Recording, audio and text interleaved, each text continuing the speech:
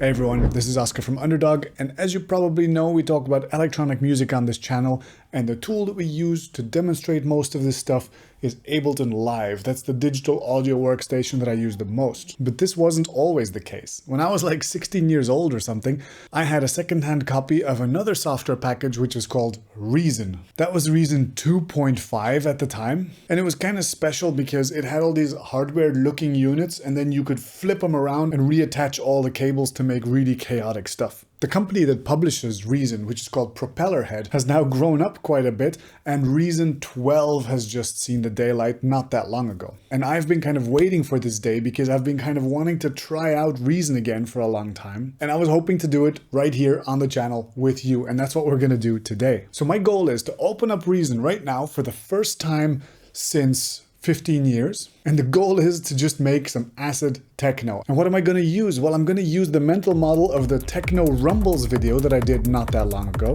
And then I'll program some hi-hats kind of similar to these hi-hats from this video and some acid, some 303 classic acid. Sounds good? By the way, this video is not sponsored or anything, so the whole review is going to be completely honest, and I'm going to talk quite a bit of trash about Reason as well. Please take that with a grain of salt. All right, let's get into Reason and see what it's got in store for us.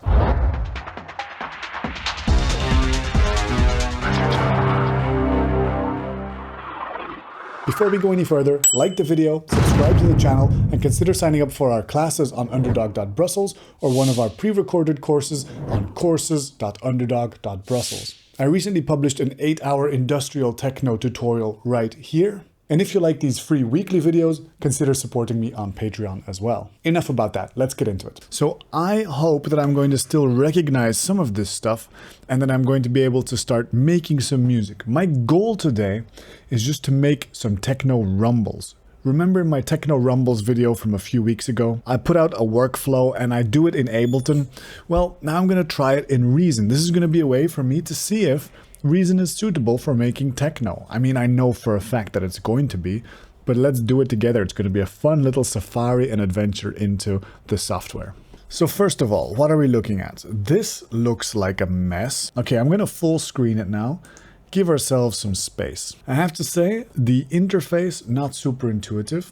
Tutorials, learning, reading the manual. Uh-oh, no, we're not going to do that. We're going to hit one of these buttons. Aha. So you can minimize things with these. Oh, okay, so the sequencer, yeah, okay, so you've got 3 sections vertically, which is the mixer, the rack, and the sequencer, and you're going to be spending some time working on these different levels. I like that. And on the browser here on the left, you can add stuff in. All right, cool. Nice. We start with 3 reverbs. That's an odd choice. And something called echo, which maybe is a delay unit. Yeah, that looks an awful lot like a delay unit. Okay, so we've got 3 reverbs and a delay unit and no sounds. Okay, fine. We're gonna want some kind of drums. Now I recognize here from the left the redrum drum computer. Okay, let's use the redrum. Redrum, here we go. Play. Oh, good. Oh, that's massive. Oh, my house is shaking. Man, this bass drum. Oh. So that's a hip-hop kit. Yeah, that certainly sounds like a hip-hop bass. Let's go for the techno kit, whatever that is. Oh, I remember this. That's so cool. So when I hit play... Oh, yeah. Okay. That's not what we want. Cool. Whoa.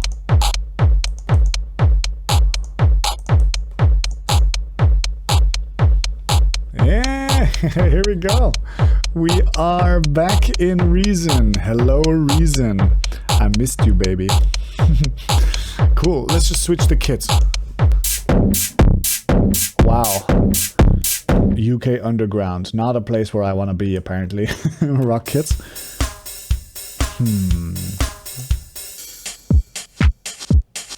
Whoa. That hi-hat is some special-ass hi-hat. Not bad. Okay, and there's all these kits organized by genre. Okay. How is that a techno kit? Wow. What the actual heck? Alright. This is gonna be a fun safari. So let's think for a second what we're gonna need. We're gonna need a bass drum, then we're gonna need to route that into a couple of different places to be able to smear it and then add those back together, hopefully with some processing, and in a perfect world even allow me to resample that. In fact, let's just delete all these other drums. Like, let's just mute them and only use the kick drum. And all we've got is this. And for this, we're going to choose a sample. Ah, look at these. There's all these built-in samples. I wonder if they're any good. Oof. No. Not a fan. Oh. Man, they really wanna... Okay, they're really going all over the place with this. You know what? I'm gonna use one of my usual sample packs that I use. Yeah, that's good. Let's go for that. All right. Oh, it's almost like hot swapping, isn't it? That's good. It's not bad, that.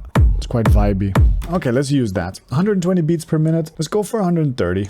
All right, this is good. This is a solid start. Now I need to figure out how to route this audio and split it up into at least 2 other chains to create rumble chains. If my memory serves correctly, hitting tab should flip these around. There we go. Yes, those little wires. See that little movement? Oh, that's so cute. All right, good times, good times. Take away the browser. Look, it's got this guy cooler moving. I don't remember that part. That is funny as heck. That is funny as heck. That is incredibly unnecessarily realistic. All right, let's see what we can add in terms of effects and then route the output of this into some kind of splitter. I'm sure that must exist. Audio merger and splitter. That sounds like what I need. Yeah, look at that. Okay, let's split it out into at least a rumble chain. So for a rumble chain, what I need is some kind of a smear, then to low pass it, to mono it, maybe to do some sidechain compression or something like that. Let's find out. I'm going to add a device. I'm going to find what effects there are, and let's go for a delay. And I like a 1/16 note delay with a high feedback. That's going to be great. So the echo, that sounds pretty good. Pulverizer demolition. This is very promising. Ah, yeah, that's that one. That's that one. Okay. Oh, it's automatically rerouted itself. No, I did exactly what I wanted earlier. I'm going to probably have to put a mixer there. Let's be honest. Yeah, let's put a mixer there. Look at this. Mixer. Yeah, this looks exactly like it used to. Some parts of this interface are still exactly the same. It's so funny. All right. So the original kick drum part of it, I just want to go straight back out into channel number 1. And this delay, I want it to go to channel number 2. There we go. Now we've got the original signal right here, and then the echo here. Yeah, cool. So this echo is already a great start. I'm going to want this to be 100% wet. That's definitely what it is. Can I set it to 1/16th note? Yes, I can. Cool. Oh, it's got this drive in it. That's awesome. It's got a filter too. Okay, not bad, not bad. Not filtered enough for what we want. And what does ducking even mean? Okay, that's interesting, because maybe that like sidechains internally. Okay, let's run this into a low pass filter at least. Oh, I remember this. Oh my gosh, what an ugly looking filter. All right, let's solo this channel. Yeah, that's good. Turn up the feedback. Yeah, that's good. Not bad. Yeah, we're immediately getting there. Let's instead create the mid rumble now as well, because the low rumble, all it needs to do is exist in the low end. We don't need too much detail in there. Actually, a lot of the musical information comes from the mids. So what we'll do is we'll add a device and put some kind of other smear on there. And you know what? The echo thing, I quite like it. I quite like it. So let me go for it again. So in theory, this one should create a mid echo. Let me solo that one. Yeah, cool. Awesome. Let's go a bit nuts on this one. Ooh. Oh, I really like these. Whoa, that's tasty. Wow. Oh, that's good. Ah, I'm a fan. I'm a fan. Wow, that's good. So yeah, this makes the whole signal duck compared to the dry signal. And even though it's completely wet, it's responding to the dry signal the same as we're hearing. So that ducking actually is perfect. All I need to do also on the sub rumble is just activate the ducking. That's like Jedi level mind tricks. I love this, the echo unit. Nice. And this thing now is going to need to be EQ'd quite heavily because it's very full, very massive. We're going to put it in not that loud. It's just a texture layer to complement the original kick. What has Reason got in terms of parametric EQs? M-class equalizer. That looks good. Yeah, okay. That's kind of like EQ8. All right, let's go for that. And let's hit play and mess around with it. Darker, cool, low shelf. Darker, I like that. Let's go for the low mids, like around 200 hertz. Yeah, I don't mind it actually. You can just dip it a little bit. Along with the kick. That's disgusting. It's no good. I feel like it's too far away from the original. It lives in too much of a different sound world. Another thing that we do in the Rumble flowchart is we process everything together, and that might glue these elements together. Because right now, it doesn't feel like it's one cohesive thing. Let's process it together in a moment. Let's go for this pulverizer demolition. Okay, I'm gonna try it and then try to use it quite subtly. Oh my gosh, look at that. That's such an assertive interface. Look at that. It's supposed to look like Russian test equipment or something. All right, let's go. There we go. Wow. All right. What even is any of this? Let's try to make it as clean as possible. High yield demolition. Oh, ow. Oh, this is like a resonance on a filter. Oh, I get you. Oh, cute. So, okay, so... Oh, that's... Wow, that feels really nice. What if I... Whoa. Whoa, blending that in is really nice. Yeah, I'm a fan of that. Sounds good. So, this is the wet signal that we're adding in to this.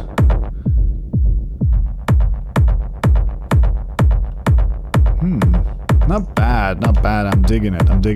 And this doesn't even have the low rumble in it. Oh my god, this is thick. Now, once we get into this level of audio destruction, what I would often do in Ableton is I would reference with a reference track, because it's very hard to stay objective and neutral about what we're hearing, because we've heard such sub bass, we've heard such mid, we've heard transient, no transient. It's all over the place, but it's fun. And I think what would be cool now already, now that we've got a low, a mid, and a high rumble, and we've put it all together, is to just add in some hi-hats just for some clarity in the high end, just something with like a lot of reverb, and then some kind of mid acid synthesizer. I think making some acid would be super fun. So let's have a look. Add device. Yeah, create a mix channel, and then here I'm going to create myself some hi-hats. Okay, let me audition a few different ones. Weird. Oh, I quite like this. Let's not bad. Then choose where I want the hard one to be. There. Yeah, that's cool. Let's put some reverb on there. Oh, that's good.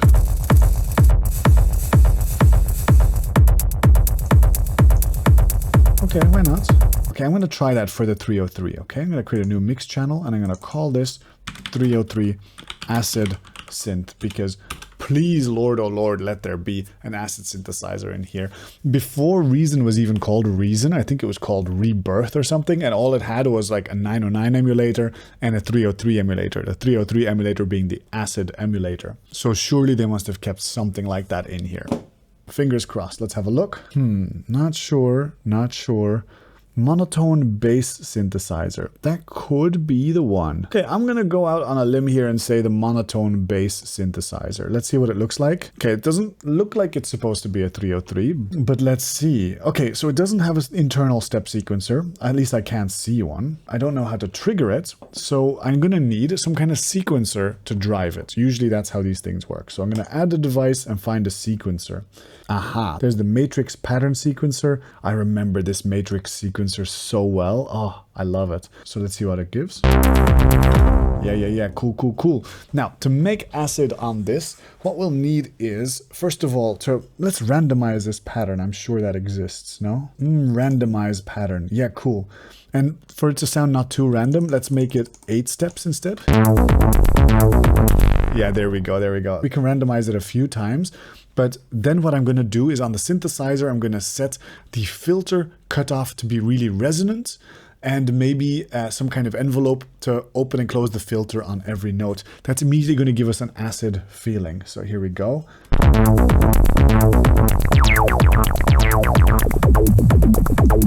That's so dope. That sounds so good. Oh, wow. Yeah, I like that.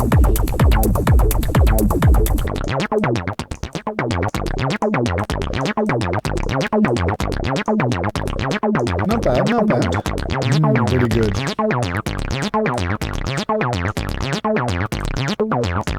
Okay, let's randomize a bit.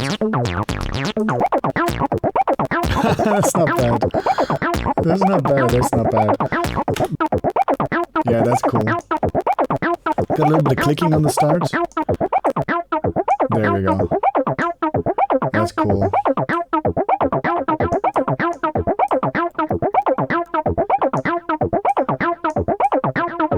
A little bit of width to it. Let's put a reverb on there too. Yeah, big fan, big fan. Yeah. Cool. Let's speed it up. Not bad, not bad. Okay, I'm starting to understand how all of this fits together. Pretty sweet, I have to say. And then on the master, here are the master inserts. Oh, this is good. This is exactly what I wanted. Okay, here we go. Okay, cool. Nice. Let's try a few different patterns at random, no?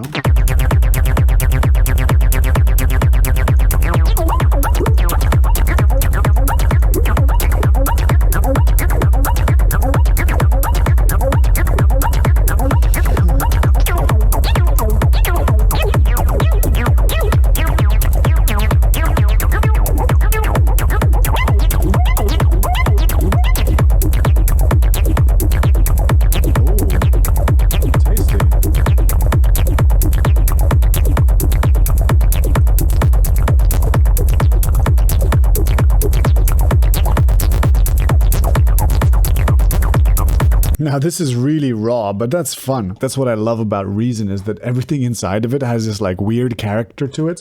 But if you kind of have some basic notions of the combination of thing that you want out of it, it can be super playful. And yeah, it'll have a lot of character, and it might not be as polished and clean as what you would expect to do in Ableton, but you're gonna have a lot of fun.